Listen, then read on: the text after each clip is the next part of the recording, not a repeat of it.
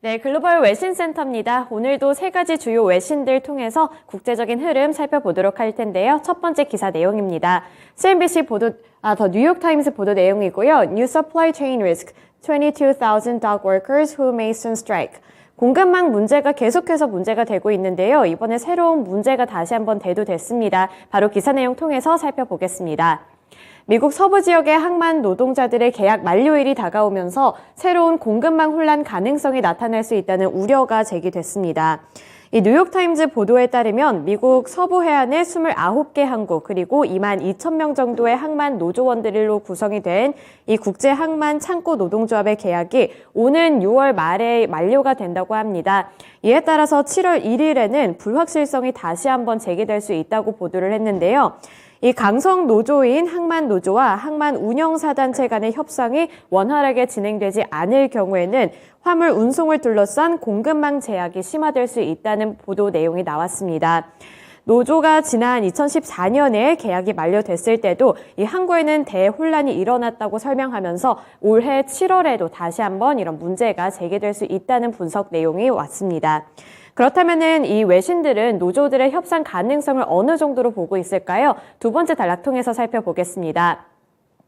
기사 내용에 따르면 이 뉴욕타임즈는 노조 협상이 성사될 가능성도 있다고 전했습니다. 노조가 너무 강하게 나올 경우 해운사들이 동부의 다른 항구로 옮길 가능성도 있기 때문인데요. 이에 패시픽 마리타임 어소시에이션의 짐 맥케나 수석 전략가는 이 협상 가능성의 확률이 50대 50이라고 진단했습니다. 이 뉴욕타임즈는 회사협회 맥케나 회장의 말을 인용하면서 이 노조가 5월 이전에는 논의를 하지 않을 가능성이 더 크다면서 아직은 요구사항을 설명하지 않았다고 전했습니다. 이 7월에 대한 불확실성에 대한 논의가 지금 활발하게 이뤄지고 있는 상황인데요. 이 노조 협상이 어떻게 흘러가는지를 좀 파악을 하면서 공급망의 흐름 또한 어떻게 가는지 분석을 해볼 필요성이 있어 보입니다. 다음으로 두 번째 기사 살펴보겠습니다. 애플 측에서 아이폰의 생산을 줄일 수 있다 이런 보도 내용이 나왔는데요. 바로 기사 내용 살펴보겠습니다. 로이터 통신 보도 내용입니다. Apple to cut iPhone, AirPods output, Nikkei reports. 애플 측에서 아이폰뿐만 아니라 여러 가지 액세서리류까지 중단할 수 있다, 조금 줄여 나갈 수 있다 이런 보도 내용이었는데요. 기사 살펴보시면 애플이 수요 부진으로 인해서 최근 새롭게 출시한 보급형 스마트폰 아이폰 SE의 생산량을 약 20%가량 줄이기로 했다고 니케이 신문이 소식통을 인용해 보도했습니다. 이 애플이 최근 출시한 중저가 스마트폰인 아이폰 SE3와 관련해서 이 공급 업체들의 발주 규모를 줄이고 있다는 보도 내용이었는데요. 애플은 200에서 300만 대가량 덜 생산하려고 하는 것으로 전해졌습니다. 애플의 무선 이어폰인 에어팟 관련 주문도 약 1,000만 개가 줄었다고 니케이 아시아는 전해왔는데요. 일각에서는 올해 에어팟 출하량이 작년보다도 더 감소할 것으로 보고 있습니다. 러시아와 우크라이나 전쟁으로 인해서 유럽 경제가 흔들리는 게 애플이 감산을 결정하게 된 가장 큰 배경이라고 진단했는데요. 이 러시아가 여러 나라로부터 경제 제재를 받게 되면서 세계의 곡물 그리고 에너지 시장이 요동치게 됐고 인플레이션 우려까지 커지면서 러시아와의 교역 규모가 활발하게 이루어지고 있는 이 유럽 쪽에서 가장 큰 타격을 받았다는 분석입니다.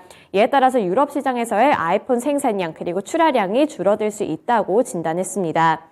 그렇다면 이 전문가들은 이를 어떻게 바라보고 있을지 두 번째 단락 통해서 살펴보실 텐데요.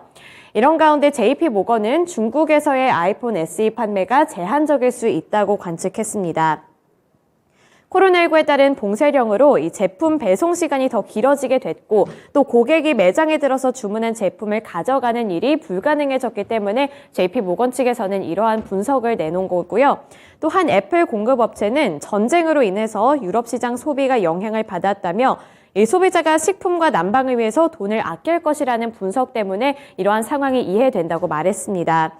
또 애플이 올해 2분기와 관련해서 보수적으로 변한 것이 놀랍지 않다 이런 진단을 내놓기도 했는데요. 카운터포인트 리서치의 브래디 왕 연구원은 중국에서의 스마트폰 수요가 꽤 약한 게 관찰된다면서 여기에 더해서 러시아, 우크라이나 전쟁이 전체 유럽 시장과 소비자 수요에 파급 효과를 미칠 것이라고 분석했습니다. 애플은 이번에 중국 스마트폰 시장에도 진출을 했는데 유럽뿐만 아니라 중국에서까지 부진할 수 있다 이런 보도 내용이 나왔는데요.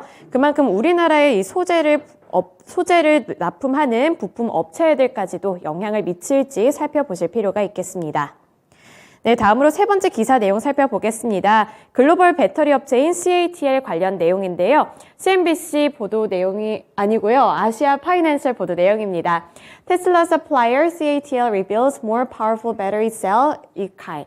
테슬라에 대항을 하겠다 이런 보도 내용이었는데 바로 기사 내용 확인해 보겠습니다. 중국의 배터리 제조사인 CATL이 새로운 기린 배터리를 만들 예정이라고 차이신이 현지 시간 27일 보도했습니다. CATL의 우카이 수석 과학자가 지난 26일 한 전기차 행사에서 테슬라가 개발한 4680 배터리에 맞설 만한 제품을 선보이겠다고 한 겁니다. 이 배터리팩 사이즈가 같다고 친다면 테슬라의 4680 배터리보다 전력 저장량이 13%나 많은 배터리라고 하는데요. CATL은 기린 배터리가 3세대 셀2팩 기술을 사용했다고 밝혔습니다. 이 셀2팩 기술에 대해서 설명을 좀 해드리자면 모듈을 생략하고 셀을 바로 팩에 조립을 함으로써 비용을 낮추고 또 에너지 밀도는 높일 수 있는 두 마리 토끼를 잡을 수 있는 기술력이라고 하는데요.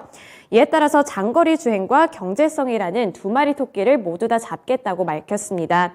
이 우카이는 기린 배터리가 중량 그리고 에너지 밀도 및 공간 효율성을 업계 최고 수준으로 선도할 것이라고 밝히면서 자신감을 드러내기도 했습니다.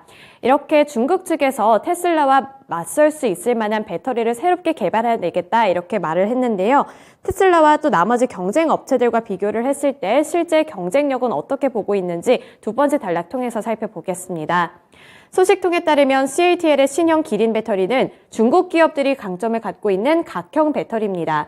중국의 싱해증권에 따르면 중국 배터리 업체는 각형 배터리 비중이 커서 원통형 배터리 생산 기술과 경험이 부족해 2024년이 되어야 원통형 배터리 양산에 진입할 수 있을 것이라고 예측했습니다.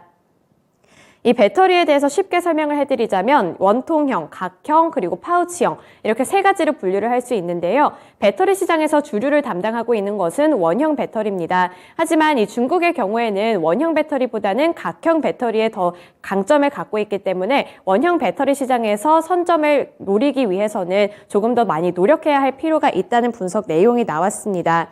그리고 테슬라의 경우에는 실제 캘리포니아 공장에서 이미 지난 2월 4680 배터리를 약 100만 개 생산했다고 밝힌 만큼 이 배터리 시장에서 실제로 선점을 갖기 위해서는 중국 배터리 업체가 노력해야 할 부분이 더 많다는 분석 내용이었습니다.